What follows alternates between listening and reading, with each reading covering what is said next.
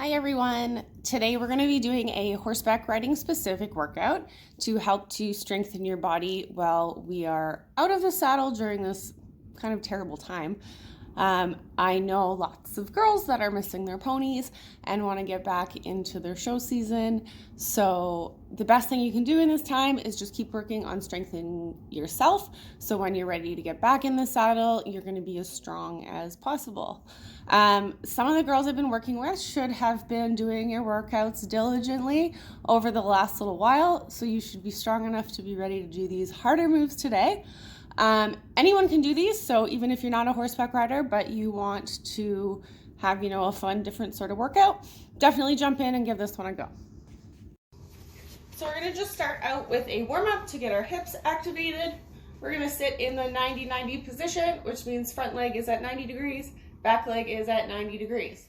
We're going to have hands together, feet are flexed, front knees kind of driving into the floor, and we're going to rotate so both knees are out, chest is up, and just switch sides. We're really loosening those hips up, which are getting pretty tight from sitting all the time. And then once you've done a few of those, we can add in a little bridge, so lift and squeeze glutes. Yeah. So we'll do about 10 reps here just to get those hips nice and warm and ready to work. Excellent. Okay, our next warm-up is a side-to-side lunge with a twist. This is a really great warm-up for runners as well. So we're really working the inner thighs here, getting those fired up, and on some coordination. So we're gonna start side lunge. We're gonna switch over to the other side, and from there, twist to the wall in a lunge. Back to the front, side, and twist, side, side. Twist. So you can feel your legs getting ready to work. This is kind of like a workout as well. You can add weights if you want to add this into your workout routine. Our next warm-up is a little mobility sequence. This is going to help loosen up your back, chest, shoulders, and get them ready to get into our workout. So we're going to start in a child's pose. Really push your low back down, your bum down to stretch the low back. Arms are active, pushing into the floor for a nice stretch. From there, we're gonna spring into a plank, do a little chaturanga into an up dog, and then sitting right back into that nice stretch, pulling the butt back. So let's work through anywhere again from 6 to 12 of these guys, depending on your fitness level and how much of a stretch that you need. And you can also, of course, do your little push-up part of the transition from your knees. So that would look like here. Great. So when we are horseback riding and jumping, our position kind of looks like this. So we're leaning forward in the saddle and hinging from the hips, keeping the legs in the same position. So if you're having trouble figuring out the hip hinge, or you just want to work on your form, a really good way is to grab a broom handle. So we're actually just going to put it behind your back. So you can kind of hold it like this. We're going to have our knees bent just a little bit and work on tipping forward from the waist, keeping the back straight. So this is our hip hinge. So you can practice as much as you need to, and then we'll build up other exercises from there. Okay, so we're gonna build on the hip hinge a little bit, and we're gonna set up for a deadlift.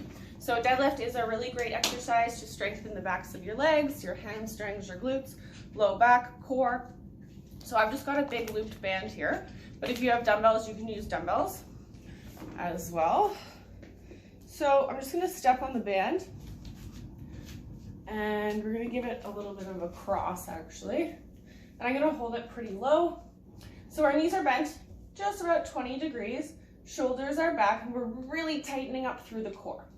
So we're gonna start about here, back should be almost flat, and we're not really changing the angle of the legs. So we're just using this hip hinge motion So really focus on gripping the floor with your toes and kind of rotate your knees out to the side.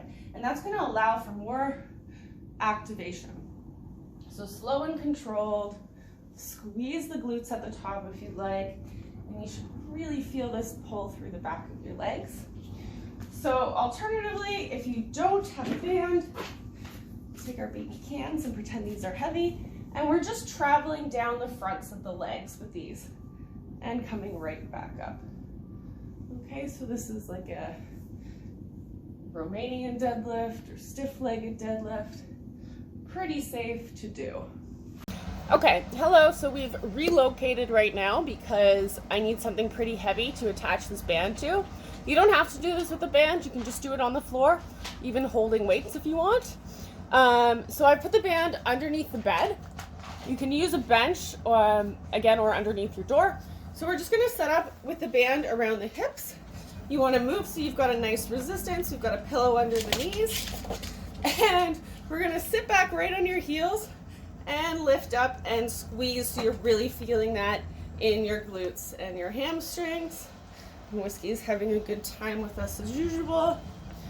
So we're gonna work on, these are really good, 10 to 15 of these, and we're gonna do 2 to 3 sets.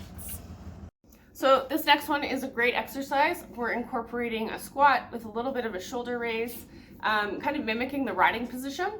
So find yourself a chair or a bench just to keep you balanced.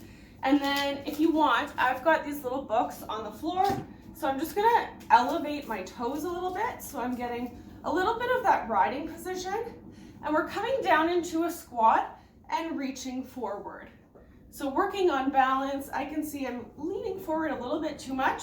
So trying to pull up my upper body, keeping core engaged, and letting the arms go a bit. So here, we're working all of the muscles, and we're gonna do about 10 to 12 with these. And as well, I kind of always focusing on keeping everything straight and steady, knees out a little bit, lots of control and strength through the legs with this one. So that's a great one to practice with. You can even use a heavier medicine ball if you have it, or any sort of kid's ball or weight will work as well. This next exercise is a tough one, but because you guys have been practicing and you already have strong legs from riding, I think you can do it. You can either use a big bench like this or a small stool. So I would recommend going small at the beginning.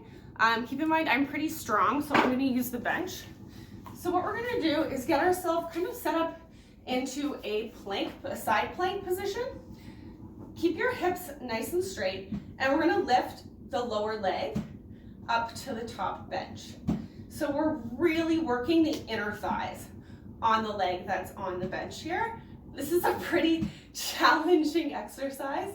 So if you can do 10 to 12, great. If your bench is lower or you just want a different variety, you can also, this is even harder, go on to the forearm. So let's aim for 10 to 12 on each side, and we'll do 2 to 3 reps of those, sets of those. So you guys all know how important core strength is when you're riding. It's so important to be stable in the saddle. So we're gonna focus on a little bit of core. If you have a large Swiss ball that's blown up, that is actually the best thing to do this exercise with, but I don't. So you can try to use one of these guys or your foam roller. So I'm gonna use the foam roller, it's a little bit better for this. So we're going to kind of get into a modified plank position with your bum really squeezed and tight, and we're just gonna roll forward with your arms. So again, this is similar to a jumping position, sort of. Really make sure you squeeze your glutes and your core here. This is a tough one.